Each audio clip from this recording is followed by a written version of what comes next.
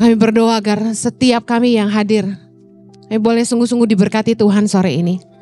Setiap kami boleh mengalami Tuhan, Roh Kudus-Mu boleh menjamah setiap hati kami, mengubahkan cara berpikir kami. Tuhan berbicara kepada setiap kami, ubah cara hidup kami supaya kami jadi orang-orang yang lebih bijaksana dan menang dalam keuangan. Terima kasih Tuhan. Tolong hamba-Mu karena sungguh tanpa Engkau hamba tidak mampu. Berbicaralah biar setiap kebenaran ini menjadi rema dalam hidup kami. Di dalam nama Yesus. Yang siap diberkati Tuhan, sama-sama kita katakan. Amen. Silakan duduk kembali, puji nama Tuhan.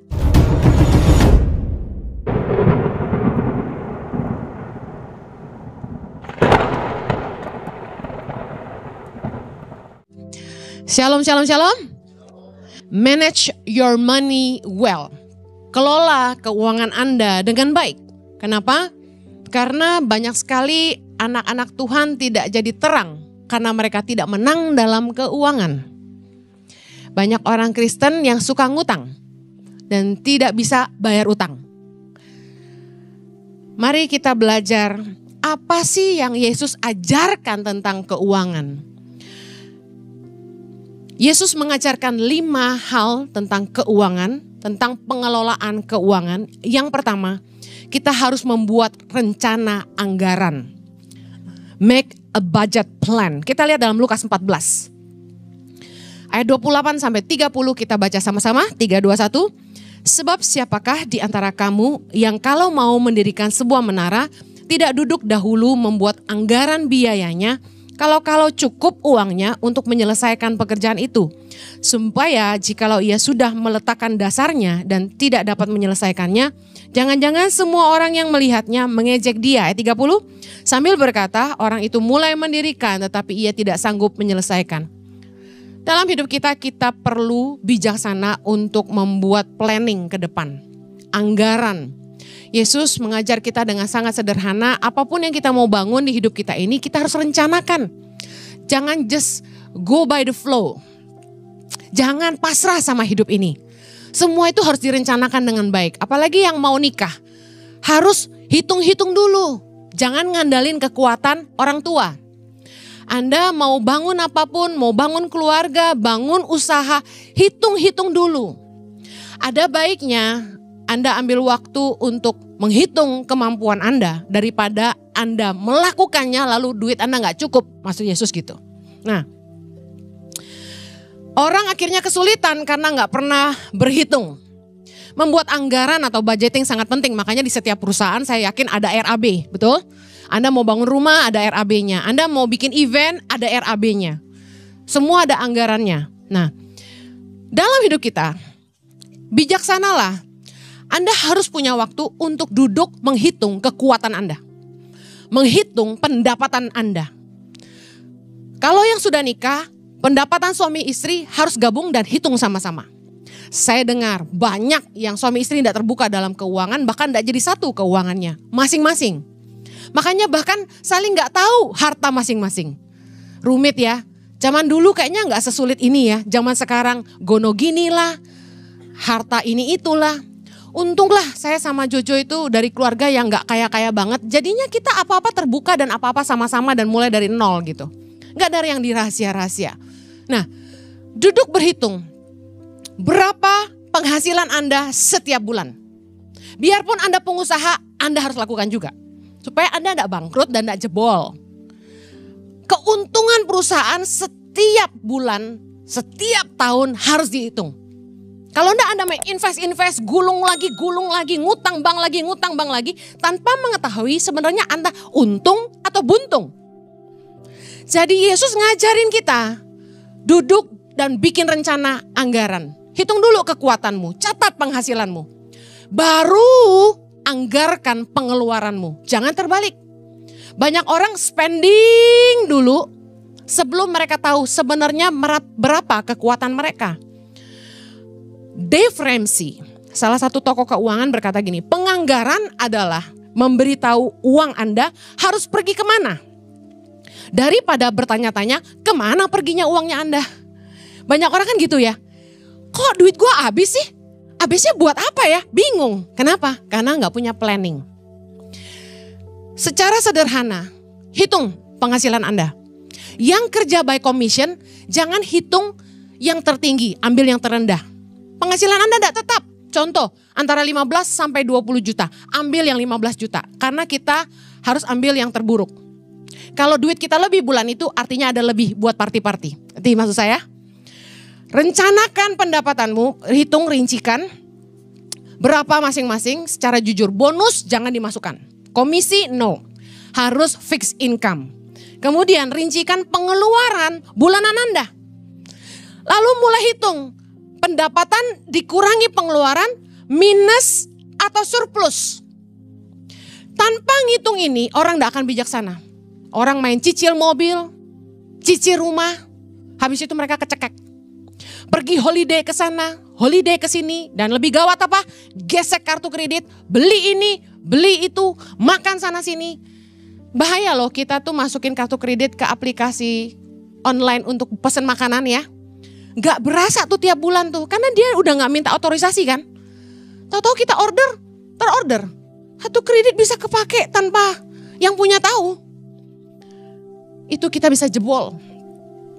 Hitung pengeluaran Anda, karena Yesus ngajarin kita untuk bijaksana orang harus berhitung.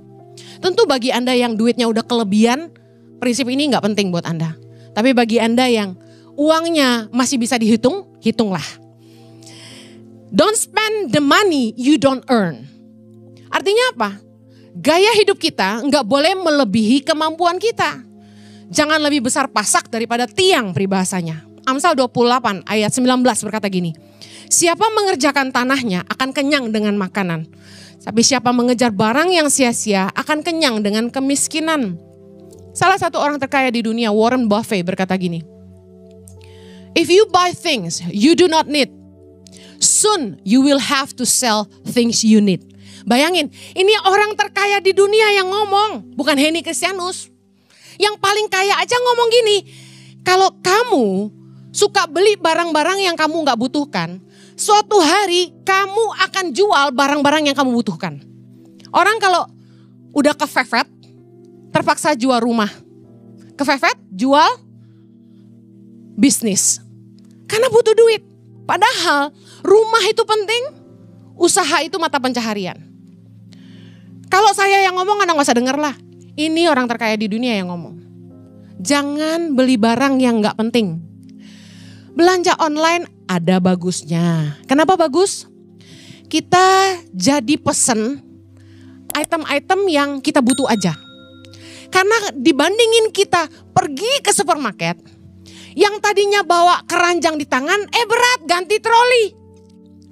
Yang gak kita butuhin kita beli. Setuju? Karena apa? Mata gede, kata mama saya. Jangan mata gede loh. Ya, jangan besar mata kamu. Artinya apa? Yang gak dibutuhin sebenarnya, tapi gara-gara kita lihat, kita ambil. Murah loh. Lagi sale. Ini si pacar gue demen beli. Anak gue suka ini beli. Semua dibeli. Saya tuh orang yang suka nyimpan stok. Saya paling sebel kalau lagi mandi, lagi keramas, tahu-tahu samponya habis. Mau keramas, kosong. Aduh. Terus buru-buru pakai anduk keluar cari di lemari bawah wastafel. Nggak ada. Ngeselin kan? Jadi saya selalu punya stok. Dan saya kalau beli stok selalu yang sell. Begitu, jadi gini, koko saya ngajarin. Barang-barang yang udah pasti kita butuhin setiap bulan, kalau lagi sell beli banyakan. Karena pada keuangan tahunan kita itu lebih ngirit. Jadi karena diajarin begitu, saya kalau udah lihat sell nafsu, beli 10. Beli selosin. Jeleknya orang kayak saya yang suka nyetok adalah banyak buangnya. Kenapa? Expired. Kok pinter? Well, belanja online ada bagusnya, belanja online ada jeleknya. Makin banyak yang dilihat, makin banyak yang dibeli. Apalagi kalau lihat sale, flash sale, cepetan flash sale. Kemudian kita mulai scroll, murah loh. Apa yang terjadi? Yang harusnya nggak beli jadi beli. Yang harusnya beli 1 jadi beli 10. Saya kan punya anak banyak. Anak asrama saat ini sekitar 70-an. Belum termasuk guru-guru yang lagi di training saat ini di asrama. Anda tahu dong, begitu lihat celana kargo, zaman itu kargo baru muncul. Murah meriah. Wih, celana Korea. Wah, nafsu saya. Wah, anak gue banyak nih. Cocok nih. Satu model 10, satu model 10. Beda-beda warna. Pesan, begitu datang sedus. Begitu saya buka. Alamak, jeleknya kualitasnya. Pengen saya marahin tuh toko, tapi tadi tahu lagi gue pendeta. Tapi yang salah siapa? Ada uang, ada barang. Mentalitas orang Indonesia demen belanja. Dan belanjanya demen yang murah. Makanya online selling tertinggi di Indonesia. Understand? Jangan besar mata, kata angkan-angkanmu. Jangan besar mata. Karena Warren Buffett bilang, kalau Anda membeli barang-barang yang Anda tidak butuhkan, suatu hari Anda akan jual barang-barang yang Anda butuhkan. Pengkhotbah 6 ayat 9, sangat alkitabiah. Lebih baik melihat saja daripada menuruti nafsu. Suami-suami bilang istrimu tuh kan, gue bilang apa? Lihat-lihat aja, jangan belanja. Nih, kalau ngajak istri ke mall, mesralah bapak-bapak. Ya istri-istri sekarang lihat suami, mesra dong sayang. Coba Santi sama Teguh sini, maju dulu. Suami istri, soalnya Jojo gak ada. Ya, jadi kamu jadi model saya. Tepuk tangan dulu buat Teguh Santi. Ya, oke. Ini konselor pernikahan Ici ya. Nah, gandengan dulu. Boleh mau pelukan, yang penting yang kenceng. Yang kenceng. Ini kalau lagi ke mall lu gimana? Hah? Santi jalan di depan, lu jalan di belakang. Kalau lagi di mall pura-pura. Oke, yuk coba. Sekarang kamu main drama dikit. Kamu pura-puranya lagi jalan di mall, ajak Santi lihat-lihat. Gimana gayanya? Iya. Ah, pinter. Kok tahu kamu? Udah dengar khotbah saya ya? Anda kalau lagi belanja, thank you Santi. Anda kalau lagi ke mall, gandeng istrimu kencang-kencang. Kata Teguh, begitu dia mau lihat-lihat saya tarik. Cerdas dia. Amin, tepuk tangan dulu dong. Suami. Anak perempuan, makin dilihat, makin niat. Jangan hidup dengan filosofi, biar kalah nasi, yang penting jangan kalah aksi. Gawat. Dumbest ways to spend your money. Yang pertama, cara terbodoh dalam menggunakan uang. Yang pertama, membeli barang-barang yang untuk dipamerkan. Buy things to impress others. Beli barang-barang buat di show off. Gue mampu loh beli ini. Ayo suami-suami sekarang lirik istrinya. Gak penting sayang. Oke, yang kedua, beli barang-barang yang merusak kesehatan. Jadi Anda harus waspada. Vitamin apapun, jangan beli asal murah. Percayalah, jangan asal murah. Karena kesehatanmu lebih mahal. Yang ketiga, membeli barang-barang yang Anda tidak pahami. Contoh, saya dibeliin alat-alat olahraga sama seseorang sebagai hadiah. Lah Anda tahu dong, saya bukan olahragawati. Ngerti ya? Jadi waktu saya dikasih segala perintil-perintil itu, gue kagak ngerti ini pakainya buat apa. Ada yang kayak karet bando tapi gede itu loh. Pasti ngerti ya, yang suka olahraga pasti ngerti. Yang ternyata dipakainya di paha ya. Gue aja gak tahu pakainya di situ. Jadi waktu saya dikasih, gue giniin, gue pelintir. Terus gue pakai di kepala, oh dilipat gini kali ya. Jangan so aksi. Terus beli apa saya? Yang untuk vakum baju. Tahu nggak itu kalau baju dimasukin ke plastik, disedot, set, baju kita jadi set kayak yang beli apa tuh bantal kepala yang masih belum dibuka. Saya pikir wah ini keren, gue kan sering ke Israel, ke Turki, kan suka over bagasi. Nah kurangin angin siapa tahu bisa nambah sekilo lagi. Ya kan, udah saya beli. Begitu nyampe gue bingung ini gimana nyoloknya. Kagak paham. Betul ini prinsip. Jangan beli barang yang kita gak pahami. Yang berikutnya, pakai uang buat berjudi. Katakan kanan kirimu, jangan judi online. Siapa di sini yang suka judol? Jangan ada dusta di antara kita. Taruh tangan di masker aja. Jangan dong. Gue kasih tahu, lu nggak bakal kaya lewat judi. Judi bikin sengsara. Where is my mom? Ibu Eliana. Mau nanya judi bisa bikin kaya atau enggak? Pakarnya Ibu Eliana Eng. Mama saya itu dulu jangket. Jangket tuh apa? Bukan tukang jualan jaket. Jangket itu bawain konglomerat, naik private jet, judi keliling dunia. Dahsyat gak? Itu sekali judi ya berapa miliar lah gitu. Mama saya cerita, itu orang-orang konglomerat di depan mata mama saya jadi melarat. Jadi gini, kalau orang mau main judi kan mesti tuker, di kasino tuh mesti tuker apa tuh? Koin. Kok lu tahu? Apa namanya, Mak? Chips. Ya, chips gitu. Nah, anaknya aja gak paham ya. Kemudian orang itu kalau udah berjudi ketagihan, terikat. You know, mama saya kalau udah lagi marahin saya bilang gini, "Emak lu kerja tuh ya." Apa dia bilang? Gak tidur bisa 24 jam, 36 jam. Hah? Saya bingung dong. Kerja apaan 36 jam? Ternyata dia cerita. Kalau orang udah judi gak rasa ngantuk, gak rasa lapar. Duduk tuh kalau dia menang dia makin gairah. 12 jam gak berhenti. Sampai duitnya habis. Kalau dia kalah makin marah dia. Pinjam El. Ambil pinjaman.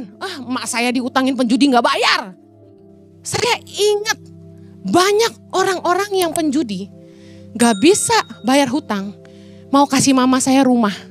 Tapi untung dia baik hati. Dia mikir kalau rumahnya diambil terus keluarganya tinggal di mana. Akhirnya sampai hari ini gak bayar mama saya.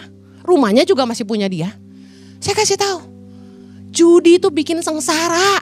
Keluargamu sengsara. Siapa di sini yang pernah ngerasain bayarin utang saudara yang judi? Angkat tangan. Judi bola. Gak ada. Wah, puji Tuhan loh. Yeay, jemaat Ici. Gak ada yang ngaku. Dengar. Kenapa saya ngomong ini? Karena saya dengar banyak orang Kristen judi online. Banyak orang tua yang nangis ke saya. Doain anak saya terikat judi online, Bu Heni. Jangan dong. Katakan kanan kirimu. Judi adalah kebodohan. Amen. Yesus ngajarin kita, makanya penting. Anda percayalah kalau yang Yesus ajarkan pasti yang benar. Bikin anggaran. Jangan ngandelin harta orang tua. Untuk hidupmu kamu harus susun. Tahu penghasilanmu berapa. Baru kamu susun pengeluaranmu. Satu hari saya nasehatin temen. Dia mau ngutang sama saya karena anaknya mau sekolah. Dia mau ngutang, dia mau pinjam sekitar 15 juta kalau gak salah untuk uang pangkal. Saya bilang gini sama dia. Sini, yuk gue bantuin yuk. Saya bikinin anggaran buat dia. Saya duduk sama dia, saya bilang gini, oke, berapa penghasilan kamu setiap bulan? Dia jujur saya bilang, dia tulis segini, suami kamu sekian, oke, total penghasilan kalian sekian, oke, yuk. Sekarang pengeluaran catet semuanya, ujung-ujungnya apa? Minus. So saya tanya gini, kamu maksa mau sekolahin anak kamu di sekolah mahal. Kamu mau pinjam duit saya, 16 juta kalau gak salah. Nanti bayarnya pakai apa? Buat kebutuhan bulanan kamu aja kamu minus. Gimana bayar uang sekolah? Gimana bayar utang ke saya? Dia diem. Makanya Yesus ngajarin kita, Anda harus berhitung. Membuat anggaran, rencana anggaran. Supaya Anda enggak malu-maluin Tuhan. Amen. Yang berikutnya. Yesus ngajarin kita. Kita harus menginvestasikan uang kita. Dalam pengajaran tentang keuangan, kita harus menginvestasikan minimal berapa? 20% dari penghasilan bulanan kita. Lihat Matius 25. Perumpamaan tentang talenta. Ayat 14. Sebab hal kerajaan sorga sama seperti seorang yang mau bepergian ke luar negeri. Yang memanggil hamba-hambanya. Dan yang mempercayakan hartanya kepada mereka. Yang seorang diberikan 5 talenta. Yang seorang lagi 2. Dan yang seorang lagi 1. Masing-masing menurut kesanggupannya. Lalu ia berangkat. Dengar, harta adalah kepercayaan dari Tuhan. Katakan sama-sama. dikatakan gini, masing-masing menurut kesanggupannya. Jadi jangan suka ngiri sama saudara, jangan suka ngiri sama teman. Orang lebih kaya dari kita berarti Tuhan kasih dia kesanggupan lebih. Nggak usah ngiri, masing-masing menurut kesanggupan. Entah Anda dikasih 5, 2, atau 1. Pertanyaannya, apakah Anda mengelola apa yang Tuhan percayakan di tanganmu dengan baik? Apa yang Anda harus lakukan dengan uangmu? Matius 25, ayat 16. Pergilah hamba yang menerima 5 talenta itu, ia menjalankan uang itu lalu beroleh laba 5 talenta. Hamba yang menerima 2 talenta itu pun berbuat demikian juga dan berlaba 2 talenta. 18. Tetapi hamba yang menerima 1 talenta itu pergi dan menggali lubang di dalam tanah lalu menyembunyikan uang tuannya.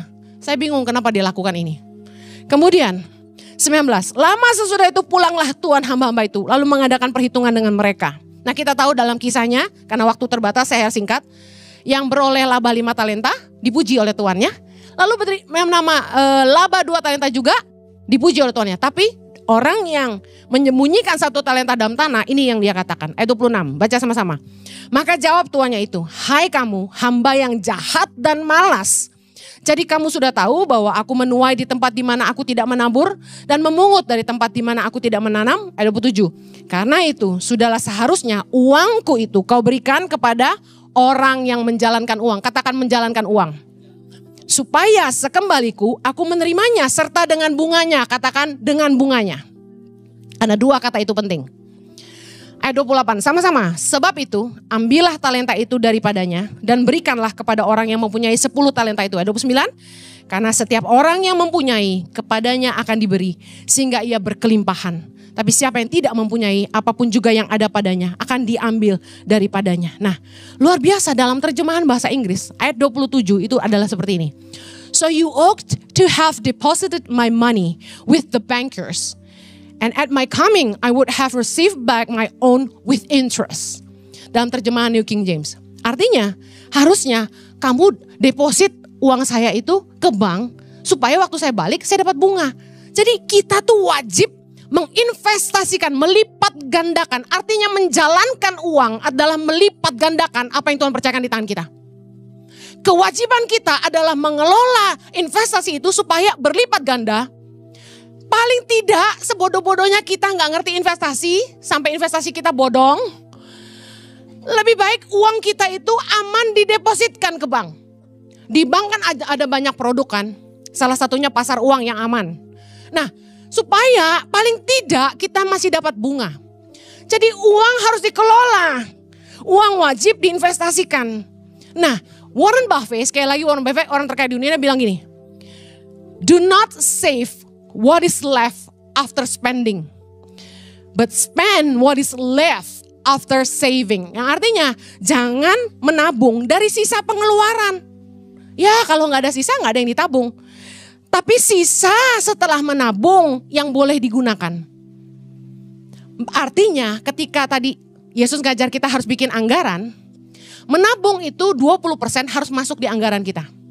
Sebagai salah satu pengeluaran tapi yang bukan untuk dibuang tapi untuk disimpan. Untuk dikelola. Jangan sampai makan benih.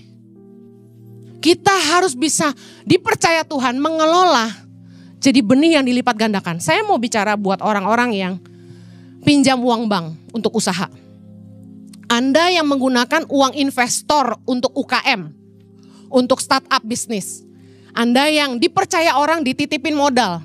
Dengar, firman Tuhan berkata dalam ayat 29, Yesus bilang gini, karena setiap orang yang mempunyai, kepadanya akan diberi, sehingga ia berkelimpahan. Kemudian dalam Lukas 16 ayat 11, kita baca sama-sama. Jadi, jikalau kamu tidak setia dalam hal mamon yang tidak jujur, siapakah yang akan mempercayakan kepadamu harta yang sesungguhnya? Ayat 12, dan jikalau kamu tidak setia dalam harta orang lain, siapakah yang akan menyerahkan hartamu sendiri kepadamu? Peringatan bagi Anda yang menjalankan uang orang lain. Jangan sampai menyalahgunakan kepercayaan yang diberikan kepada Anda. Waktu orang invest uang, Anda harus tahu itu harus dilipat gandakan. Bukan dipakai untuk foya-foya. Modal usaha tidak mungkin balik dalam waktu yang singkat. Setuju? Kita kalau kerjasama dengan investor, mereka ngerti 8-10 tahun adalah term yang cukup untuk kita itu bisa return. BOP bahasanya, BAP. Jadi apa sih istilah bahasa Indonesia? BEP. Jadi duit kita tuh bisa return, modal kita itu balik. Nah, ada orang Kristen, dia punya ide usaha yang bagus, tapi dia butuh modal. Dia dekati investor-investor, akhirnya goal, satu investor menerima tawaran dia dan dimodalin, saya lupa 10 atau 15 M. Anehnya begini, begitu dana itu dicairkan ke rekeningnya, soon as possible, hidupnya berubah. Langsung gaya hidupnya mewah, foya-foya, beli Mercy, ke Bali, makan sana sini. Kan diposting di Instagramnya. Ada orang-orang yang punya alasan begini, lu kalau jadi real estate agent gitu misalnya, lu harus gaya, mobil lu harus mewah, kalau enggak orang gak percaya sama lu. Apalah kata lo. Ada yang jadi WO katanya harus mewah, tasnya harus Gucci. Kalau enggak klien gak percaya sama dia juga. Katanya kemewahan penampilan menunjukkan profesionalism. I don't get it. Yang saya tahu adalah begini. Gak mungkin dia udah untung. Karena dana baru turun. Itu duit orang. Dia pakai buat mewah-mewah. Pergi ke Australia, belanja-belanja. Wow, apa yang terjadi? Sekarang saya dengar usahanya boom. Emang itu duit kamu? Itu ngutang. Kepercayaan orang gak boleh disalahgunakan. Kalau kamu gak bisa dipercaya dengan harta orang lain, siapa akan mempercayakan hartamu sendiri kepadamu, kata firman Tuhan. Kita ini adalah orang-orang yang dipercaya sama Tuhan. Amen. Jangan sampai salah mengelola berkat Tuhan. Kalau Anda hari ini dipercaya Tuhan lebih, Anda orang-orang kaya, dijadikan Tuhan orang-orang kaya di bumi ini. Saya kasih tahu, Tuhan punya tujuan. Jangan hidup hanya untuk diri sendiri. Pasti Tuhan punya tujuan. Anda harus jadi berkat buat nama Tuhan. Ya. Amin. Yesus ngajarin, yang pertama kita harus buat anggaran. Yang kedua, uang kita harus diinvestasikan. Terutama bagi orang tua, penting mulai duduk berhitung. Berapa yang Anda bisa sisihkan untuk hari tua. Supaya ketika kita udah gak bisa apa-apa, kita gak nyusahin anak cucu kita. Dan kita tetap dihormati sama mereka. Amen. Bahkan mereka baik-baikin kita supaya dapat harta warisan dari kita. Yang ketiga, Yesus ngajarin kita set aside for giving. Kita harus menyisihkan uang kita untuk ditabur. Katakan saya harus menabur. Minimal berapa persen buat nabur? Pelit banget. Segitu aja banyak orang Kristen yang nanya. Bu Heni emang harus bayar perpuluhan? Saya lihat pertanyaan itu saya geleng-geleng. Yang 10% aja lu pelit, gimana yang 100%? Lihat nih ya, Yesus ngajarin apa ya soal menabur ya. Lukas 12 ayat 33. Langsung banyak yang balas kemarin di IG. Lah kenapa marah sama saya? Jangan protes sama saya. Yesus yang ngomong, baca sama-sama. 3, 2, 1. Jualah segala milikmu dan berikanlah sedekah. Buatlah bagimu pundi-pundi yang tidak dapat menjadi tua. Suatu harta di sorga yang tidak akan habis. Yang tidak dapat didekati pencuri. Dan yang tidak dirusakkan ngengat. Tuhan sadis banget. Kita suruh jual semua harta kita. Dan kasih orang. No. Kadang-kadang firman Tuhan itu tidak menyatakan yang tertulis gitu loh. Kita mesti ngerti kenapa Yesus bilang gini. Karena waktu itu ada orang kaya yang pikir dia udah hebat. Udah lakukan semua perintah Allah gitu loh. Atau disuruh jualah hartamu dan ikut aku. Langsung gak jadi ikut Yesus. Yesus tuh ngomong gini sama kita. Yang bereaksi jelek adalah orang-orang yang cinta duit. Orang tuh kalau pelit cuma simpel. Dia cinta duit. Orang kalau cinta Tuhan dia gak hitung-hitungan. Semua yang Tuhan suruh kasih dia pasti kasih. Kalau Anda cinta Tuhan dan Tuhan bicara dalam hatimu. Berikan. Gak ada yang kamu tahan. Maka saya pernah khotbah bilang gini. Saya sama suami saya gak pernah hitung-hitungan sama Tuhan. Saya gak pernah bilang, Tuhan udah 20% nih. Enggak. Tuhan bilang, tabur. Tabur. Tuhan udah 30%. Enggak. Tabur. Tabur. Ini real. Dan saya lihat sendiri hidup kami dipelihara Tuhan. Banyak berkat Tuhan yang Tuhan kembalikan dalam hidup kami yang tidak kami duga-duga. Karena hidup dalam ketaatan. Bukan soal uangnya, ketaatannya. Tuhan pengen lihat kita cinta uang apa cinta Tuhan. Yesus ngajarin tentang hal memberi sedekah dalam Matius 6 ayat 1-4. Apa yang Yesus ajarin di situ? Kalau kamu memberi bukan untuk dipuji. Bersedekah bukan buat cari muka. Orang yang murah hati belum tentu tulus hati. Dia ngasih kita, itu ada maunya. Orang yang masih suka cari pujian, bukanlah orang yang cinta Tuhan. Kalau kita ngasih itu enggak usah hitung-hitungan, enggak usah cari pujian. Amin. Orang yang pelit cinta duit. Yesus bilang dalam Lukas 12 tentang orang kaya yang bodoh. Kenapa Yesus bilang orang kaya bodoh? Yang kaya gak mau bodoh. Amin. Katakan saya kaya tapi saya tidak bodoh. Kok pelan banget? Saya kaya tapi saya tidak bodoh. Kalau Anda gak mau bodoh, apa yang terjadi sama orang kaya bodoh ini dalam Lukas 12? Saya kasih tahu. Suatu hari Yesus bilang, dia melihat bahwa hasil ladangnya begitu berlimpah-limpah, sampai lumbungnya penuh dan gak cukup. Apa yang dia lakukan? Dia bangun lumbung yang lebih besar. Kemudian dia bilang gini, yes, gue tinggal santai nikmatin hidup. Karena gue udah punya banyak. Dan Yesus bilang gini, kalau kamu mati buat siapa semuanya itu? Inilah yang terjadi sama orang kaya yang bodoh yang hidup hanya untuk diri sendiri. Kalau Tuhan mempercayakan harta kepada kita selama kita hidup di dunia, jangan hidup buat diri sendiri. Kenapa Yesus mau kita menabur? Karena menabur adalah kunci menyunat hati kita dari cinta uang. Orang gak akan cinta uang kalau dia berani melepas uang. Kita harus mengerti bahwa benih yang kita miliki untuk menabur, itu pun pemberian Tuhan. Kita bisa memberi karena Tuhan yang kasih. Katakan aku bisa memberi karena Tuhan yang kasih. 2 Korintus 9 ayat 6-7 kita baca sama-sama. Camkanlah ini, orang yang menabur sedikit akan menuai sedikit juga. Dan orang yang menabur banyak akan menuai banyak juga. Ayat 7, hendaklah masing-masing memberikan menurut kerelaan hatinya. Jangan dengan sedih hati atau karena paksaan. Sebab Allah mengasihi orang yang memberi dengan sukacita. Judul perikopnya keren. Memberi dengan sukacita membawa berkat.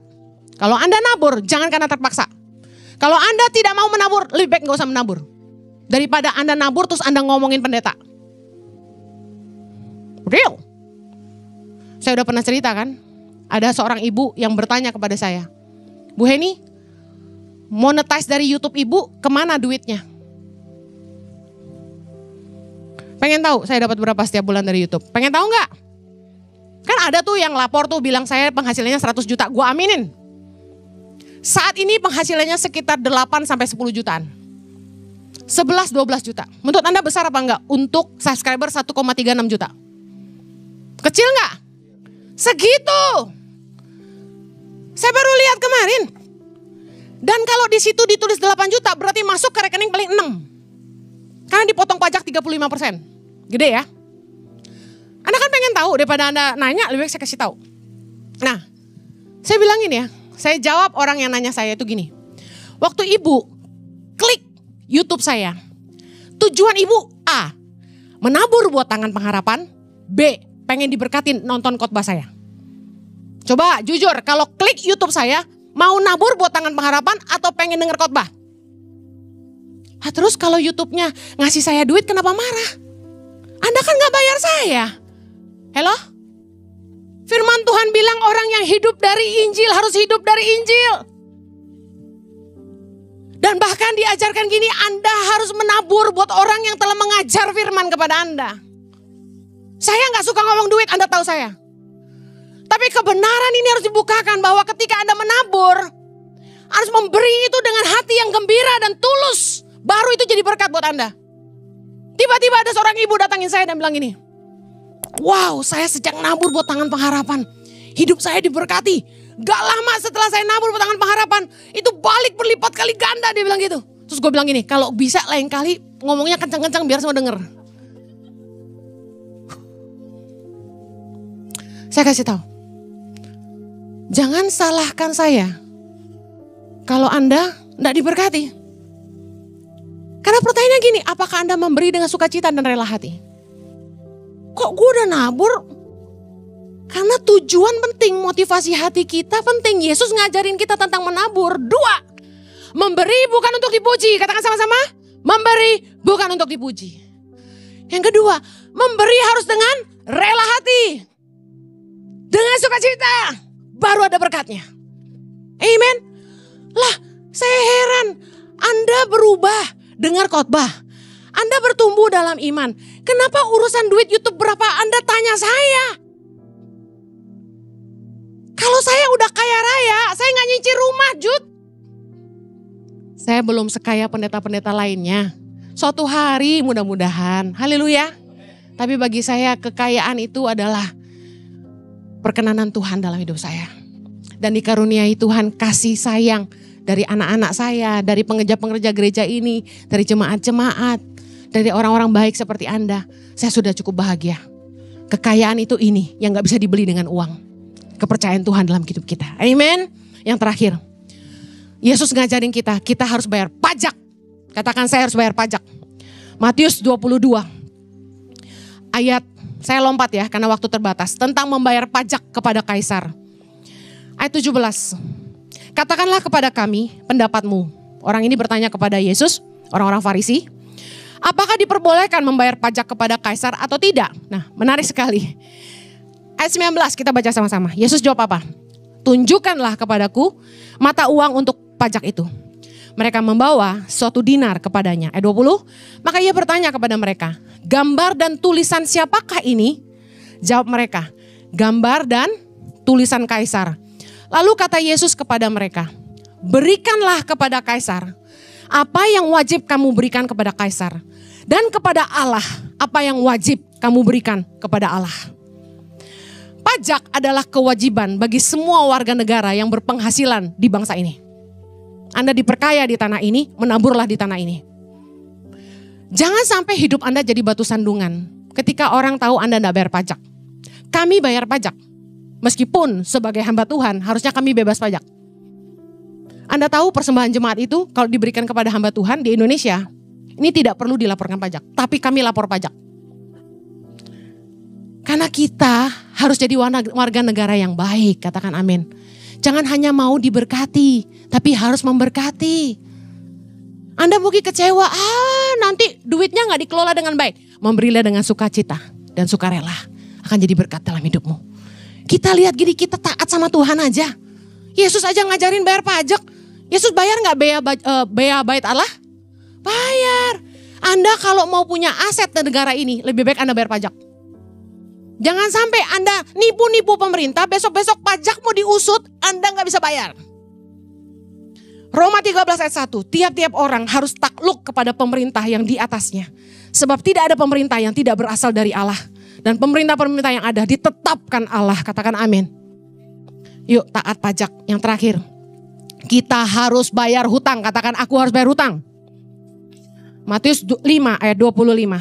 Segeralah berdamai dengan lawanmu selama engkau bersama-sama dengan dia di tengah jalan. Supaya lawanmu itu jangan menyerahkan engkau kepada hakim.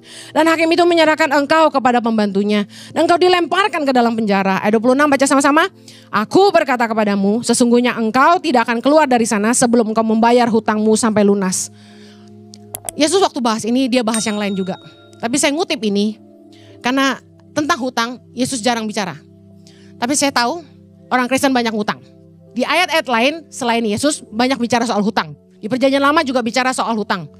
Nah, kita harus bayar hutang. Kenapa? Waktu kita berhutang sama seseorang, kita sedang merugikan orang itu. Karena kita sedang mengambil apa yang menjadi hak dia. Itu sama dengan apa? Mencuri. Kita nipu orang. Kenapa saya bilang kita nipu orang waktu kita berhutang? Karena waktu kita mau pinjam uang kita bilang apa? Entar gua bayar, entar gua balikin, entar gua cicilin. Buktinya apa? Kalau kita gak tepati janji kita, artinya kita nipu orang. Berhutang sama dengan merugikan orang, berhutang sama dengan menipu orang. Berhutang sama dengan mencuri. Banyak orang yang berhutang lebih galak dari yang minjemin. Ditagih marah, galakan dia.